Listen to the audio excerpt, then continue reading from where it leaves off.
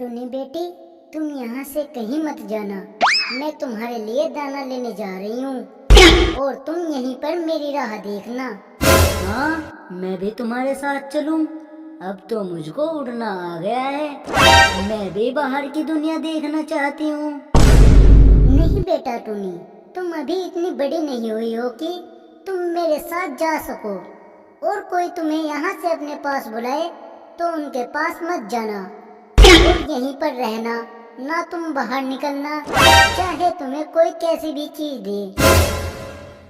ठीक है माते, तुम जाओ, मैं यहाँ से कहीं नहीं जाऊंगी। टूनी चिड़िया की माँ वहाँ से चली जाती है और वहाँ पर अकेली टूनी रह जाती है।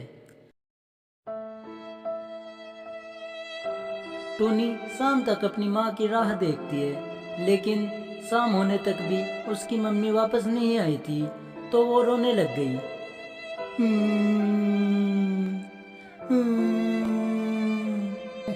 पता नहीं माँ कहाँ रह गई है।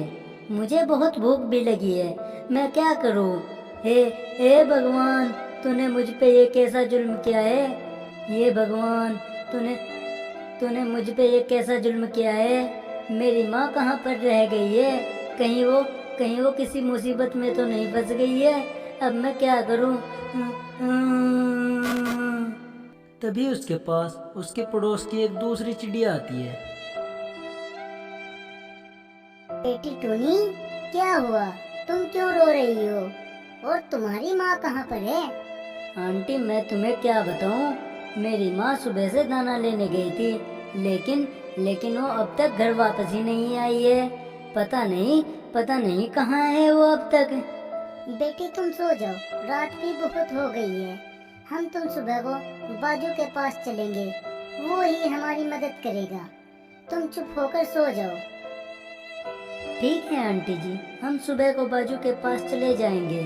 आंटी, तुम मेरे पास ही सो जाओ, हम सुबह को बाज के पास चले जाएंगे। दूसरी चिड़िया टूनी के पास सो जाती है।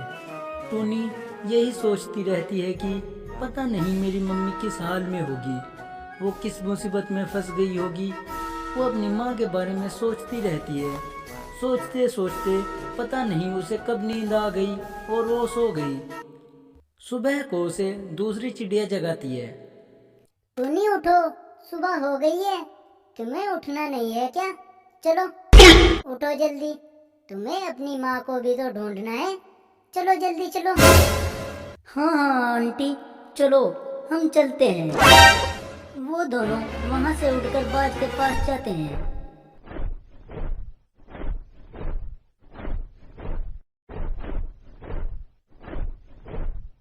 तुम यहाँ क्यों आए हो? तुम्हें मुझसे डर नहीं लगता क्या? तुम्हें नहीं पता क्या मैं छोटी चिड़ियों को खा जाता हूँ? हम जानते हैं, लेकिन एक तुम ही हो जो हमारी मदद कर सकते हो। मैं तुम्हारी कैसे मदद कर सकता हूँ? तुम मेरी मदद कर सकते हो। मेरी माँ कल सुबह दाना लेने गई थी, लेकिन वो शाम को वापस ही नहीं आई है। पता नहीं वो कहाँ पर है। अच्छा, तो ये बात है। चलो मैं तुम्हारे साथ चलता हूँ और तुम्हारी माँ को ढूंढने में तुम्हारी मदद करता हूँ। चलो। लेकिन तुम टोनी की मम्मी को कहाँ पर ढूंढोगे? हमें तो पता भी नहीं है कि वो किस दिशा में गई है। मुझे लगता है कि वो उस जंगल में चली गई है। तुम कौन से जंगल की बात कर रहे हो? मुझे लगता है वो अंधेरे जंगल में चली गई है। अंधेरे जंगल में? ये कहाँ पर है और मैं उस जंगल में कैसे जाऊंगा? उस जंगल में जो भी गया है वो कभी लौटकर वापस नहीं आया है। वो एक खतरनाक जंगल है। वो चाहे कितना भी खतरनाक जंगल क्यों न हो, मैं अपनी माँ को बचाने जरूर जाऊंगा। तुम अगर वहां जाओगी तो तुम भी उसी जंगल में गुम हो जाओगी। मेरी मानो तो तुम यहीं रहोगी। मैं अब इस जंगल में रहकर क्या करूंगी, जब मेरे पास मेरी माँ ही नहीं है। या तो मैं अपनी माँ का पता लगा कर रहूंगी, या फिर मैं भी अपनी मम्मी की तरह ही गुम हो जाऊंगी। अरे तुम जिद छोड़ दो, नहीं तो तुम उस अंधेरे जंगल में फंसकर रह जाओगी। अब चाहे जो भी हो, मैं उस जंगल में जाकर जरूर रहूंगी। तुम मुझे बस ये बताओ, वो जंगल किस दिशा में है? जब तुम नहीं मान रही हो तो फिर सुनो। तुम यहाँ से पश्चिमी दिशा में जाओ, तुम्हें उसी दिशा में अंधेरा जंगल मिल जाएगा। ठीक है बाजू अंकल, मैं अब चलती हूँ। बेटी, मुझे माफ करना, मैं तुम्हारे साथ नहीं चल सकती। मेरे घर पर मेरे बच्चे मेरा इंतजार कर रहे हैं। कोई बात नहीं आंटी, वो मेरी माँ है और उन्हें बचाने के लिए मुझे अकेले ही जाना होगा। अब मैं चलती हूँ। ये कहकर टोनी वहाँ से उठ जाती है।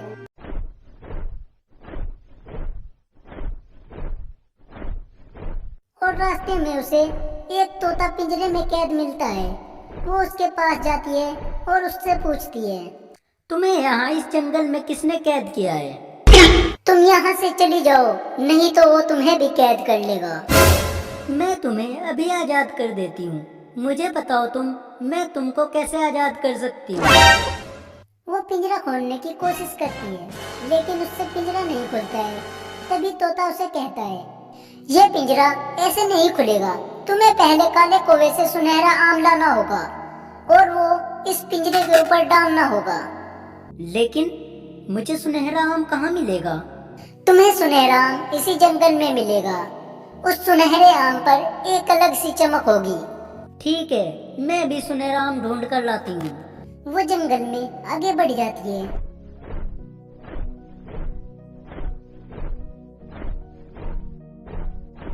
और उसे वो सुनहरा आम दिख जाता है। वो जैसे ही उस आम को तोड़ने की कोशिश करती है, तभी पीछे से आवाज आती है, रुको। और वो पीछे मुड़कर देखती है। तभी उसे वहाँ पर एक काला कौवा दिखता है और वो उसे कहता है, तुम यहाँ से सुनहरा आम नहीं ले जा सकती। क्यों नहीं ले जा सकती मैं सुनहरा आम? सुनहरा आम तो मेरे सामने ही है, मैं इसे क्यों नहीं ले जा सकती हूँ? वो उस सुनहरे आम की तरफ देखती है तो उस पेड़ पर बहुत सारे सुनहरे आम आ जाते हैं और कौवा भी वहाँ से चला जाता है। टोनी सोच में पड़ जाती है कि इनमें से असली सुनहरा आम कौन सा होगा। तभी उसकी नजर एक और चमकते हुए आम पर पड़ती है और वो समझ जाती है कि यही असली सुनहरा आम है और वो उसे तोड़ लेती है। तभी वहाँ काला कौवा आ जाता है और सुनहरे आम में से कुछ किरणें निकलकर कौवे को वहीं भस्म कर देती है। टोनी ने उस सुनहरे आम को ले जाकर तोते के पिंजरे पर डाल दिया और वो तोता पिंजरे से आजाद होकर एक परी में बदल गया।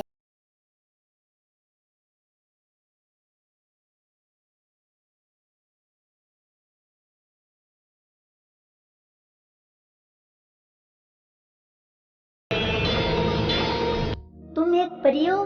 तुम्हें किसने कैद किया था? तुम मेरी छोड़ो और तुम अपनी बताओ, तुम यहाँ इस अंधेरे जंगल की तरफ क्या करने आई हो?